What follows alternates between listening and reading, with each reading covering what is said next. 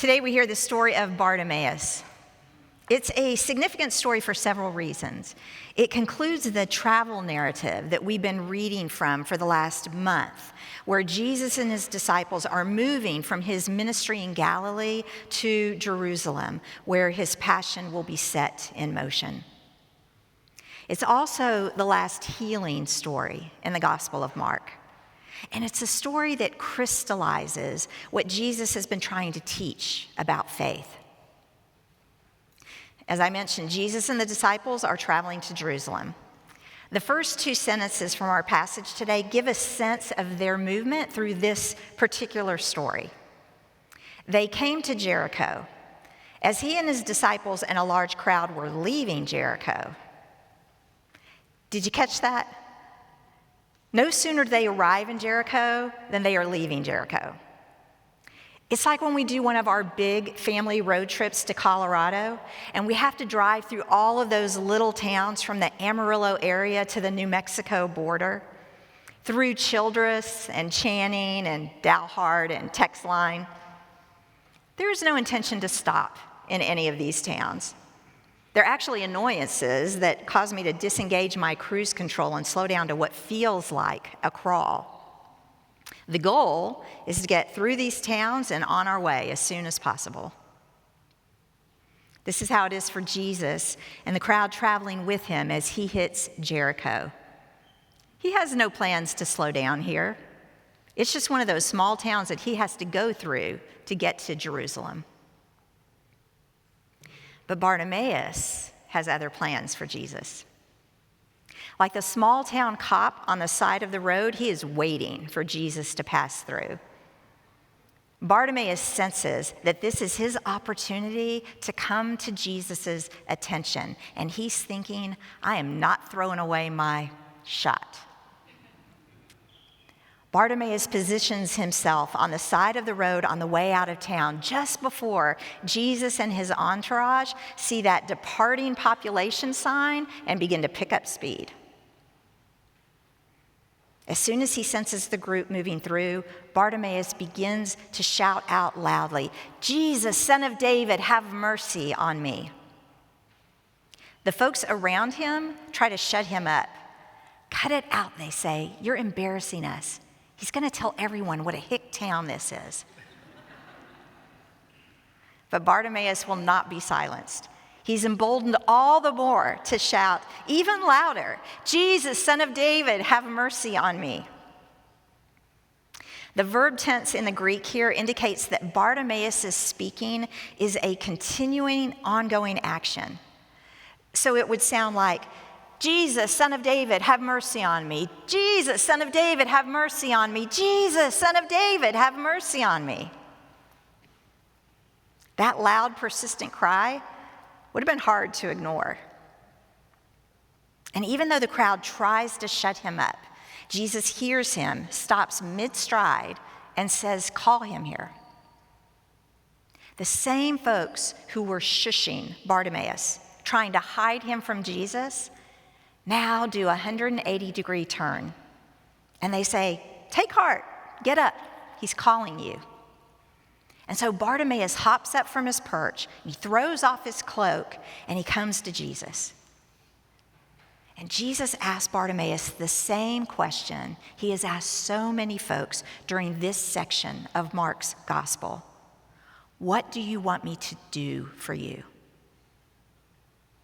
And Bartimaeus is ready with his response. And he says, Teacher, let me see again. Without spit and mud, without a touch, Jesus responds saying, go, your faith has made you well.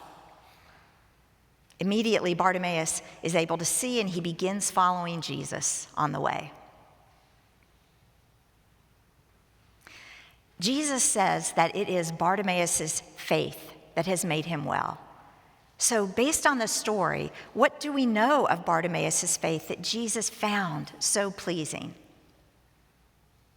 Well, first, Bartimaeus gets who Jesus is. No one else in Mark's gospel has been able to perceive so much about Jesus from so little data. The title that Bartimaeus uses, Son of David, appears only here in the whole Gospel of Mark. For Bartimaeus, that title indicates that Jesus is God's designated agent, and it introduces this idea of Jesus as a royal figure, an image that will take on much more significance as Jesus enters Jerusalem, goes on trial, and dies as a king. Bartimaeus, despite his physical blindness, has spiritual sight into who Jesus is that is sorely lacking in the disciples, as we saw most recently in our story about James and John from last week. In addition to seeing who Jesus is, Bartimaeus also sees what Jesus can do, that Jesus can be a source of mercy and healing. No one in Mark's gospel has shown better sight into who Jesus is. Second, Bartimaeus persists. The folks in the crowd try to silence Bartimaeus. His need, his vulnerability is embarrassing to them. They've chosen to put themselves between Bartimaeus and Jesus, in essence deciding that it is they who should determine who is and is not worthy of Jesus' attention. But Bartimaeus knows better, and he will have none of it. He will not be silenced. He will not allow himself to be shamed. He will bring himself into the presence of Jesus, and he, the man who cannot see, will be seen. Third, Bartimaeus expects transformation. Bartimaeus knows who Jesus is, and he knows that Jesus can make a profound difference in his life. Did you notice that detail about Bartimaeus tossing off his cloak as he made his way to Jesus? For a blind beggar, having a cloak against the elements in which you could collect and hide the money that folks toss your way was like having shelter. It was Bartimaeus' home. The fact that he leaves the cloak behind when he comes to Jesus is a sign that he expects a change in his status. He is faithful that Jesus can restore him physically and socially. He comes to receive Jesus' mercy, not to return to his prior life, but to follow Jesus into a new life. Finally, Bartimaeus asks for the right thing. We've talked a lot about how prayer is about creating a space where our wills might be aligned with God's will for us, versus being a place to drop off our laundry list of wants and needs. God's desire is that we be healed and that we be able to perceive. So when Bartimaeus asks to see again, Jesus restores that sight in all of its layered meanings. Contrast this to last week's gospel passage where Jesus asked the very same question of James and John, only to have them request powers of position and prestige. When it comes to understanding what Jesus has come to do, the disciples are more blind than Bartimaeus.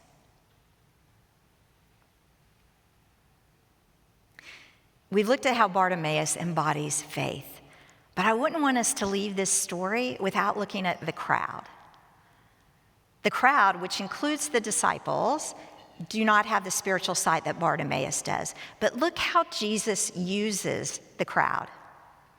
When he heard Bartimaeus call out, Jesus could have walked over to where he was sitting. In fact, given that Bartimaeus is a blind man, that might have been seen as the kinder move. But Jesus doesn't do that. He uses the crowd.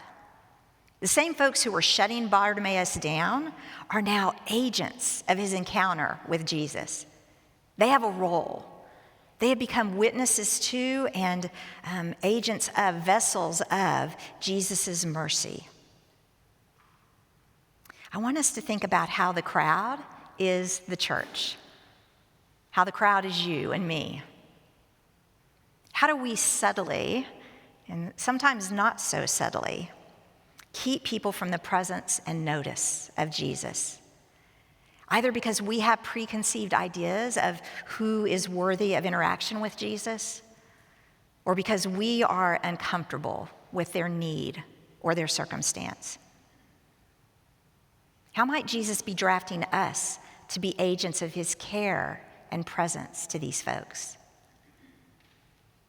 How might Jesus be using his mercy to redeem us, helping us to put on his heart and mind? With his eyes now wide open, Bartimaeus will follow Jesus into Jerusalem, through the cross, and into resurrection. May we also, with eyes wide open, be disciples who see Christ for who he is instead of who we may want him to be. The promise of this kind of faith, of Bartimaeus' kind of faith, is that we shall hear the message. Take heart, get up, he is calling you. Amen.